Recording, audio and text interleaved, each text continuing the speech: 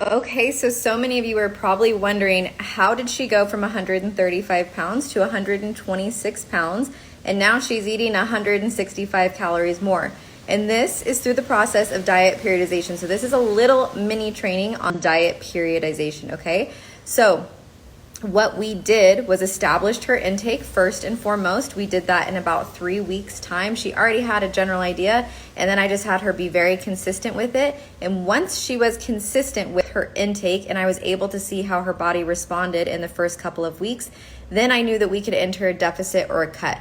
She's about 5'2", I think, maybe a little bit shorter. Let me double check. She's 5'3". Okay, so she's 5'3", and she was maintaining at 2,000 calories, just so you guys have a reference point here, because so many of you are saying, oh, I'm so small, I can't eat that much food. And just so you know, I also easily maintain my weight on about 2,200 calories, so you can eat more than you think. So what happens? What are the next steps? What do we do? Well, her and I decided to do a 6-week aggressive mini cut. So that means we were just gonna get right to it and just progress through a cut for maximum amount of weight loss, because she didn't want to diet for a long time. Totally understandable. Sometimes it's great to go slow and steady. Sometimes you just need to do something to kick it up into gear. So we decided on a 6-week cut, and from there what we did is we decreased her macros, typically week by week, and increased her expenditure, so increased her cardio at this time as well, so that her caloric burn was in a big deficit, right? So we dropped calories to create a deficit, and then we also increased cardio to make the deficit even larger. As you can see, she got right on it, and truly incredible results. This was just a 6-week cut, so this is really, really accelerated. There is no room for error. You're just gonna decide and commit to do it.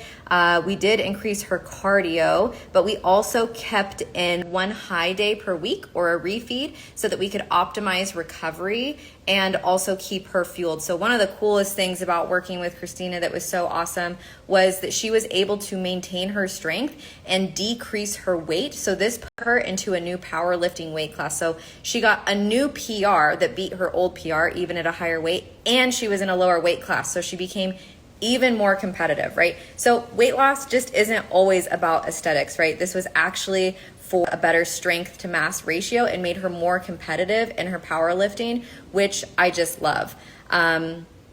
We started her at 3 times 20 HIIT sessions per week. And so the question that everybody always wants to know, because a lot of you, I'm sure, have dieted before, maybe fad dieted, crash dieted, or just dieted in general, and then you want to know, how do I change my set point? How do I keep these results? How do I not gain the weight back? So the quick review is: step 1, establish an intake and make sure it's adequate to cut from. So if you're eating 1,200 calories, bad news, you don't have an adequate intake to cut from.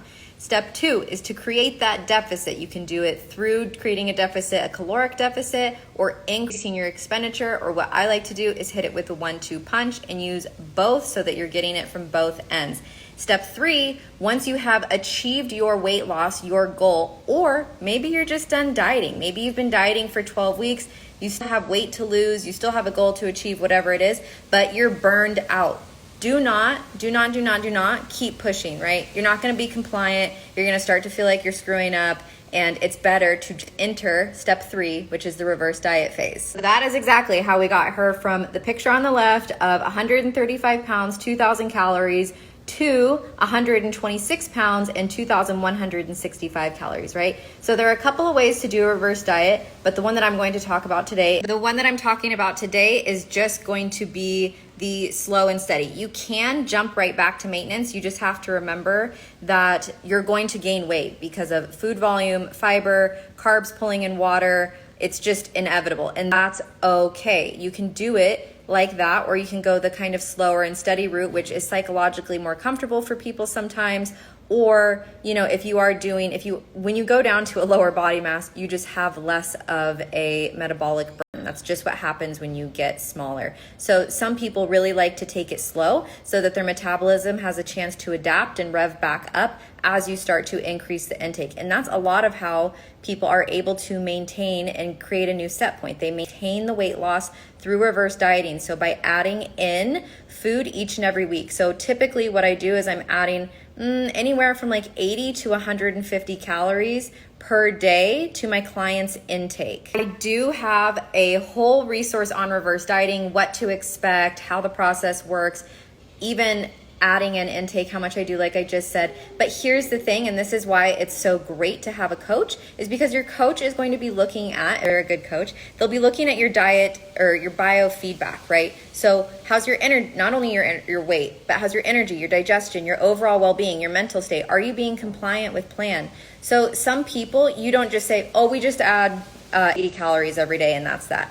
No, maybe they're overeating. And what do you say? Oh, you just need to do it better. No, you say, you're really hungry. We need to honor your hunger. We need you more compliant on plan. So that's why it's important to do a daily assessment. That's why I can't give general guidelines of just add 80 calories every day or just add 150 or whatever it happens to be. So, typically protein has stayed pretty consistent. So you're adding them back to carbohydrates and fat sources. So all in all, that was a super fun process with Christina, but this is what I do with the majority of my clients. This is the diet periodization. These are the 3 steps, and then you can rinse and repeat them as needed. But with Christina, it was awesome. We got her down 9 pounds in 8 weeks, and we got her in a new weight class of 125 pounds, and she squatted 265. So really cool to not only see aesthetics meet function and strength. Very, very, very cool. This is the process though. So if you guys have any questions, I have a link in my bio for a free 15-minute call. You can also drop your questions or comments here. Whether you're an athlete, a competitor, or a lifestyle client, whatever it is, looking to reach these goals, this is the process, okay? I'm gonna beat you over the head with it. 1, establish an adequate intake. No dieting from poverty macros already. 2, create that deficit. 3, reverse diet, and then rinse and repeat as needed, okay? Don't do diet fatigue and get non-compliant. So I've been doing this with competitors, with lifestyle clients, with everyone since 2014. I love this process. Accountability is absolutely lovely. And if you are ready to make a change, then I am ready to help you. So drop your questions below or use that link in my bio for a free 15-minute call.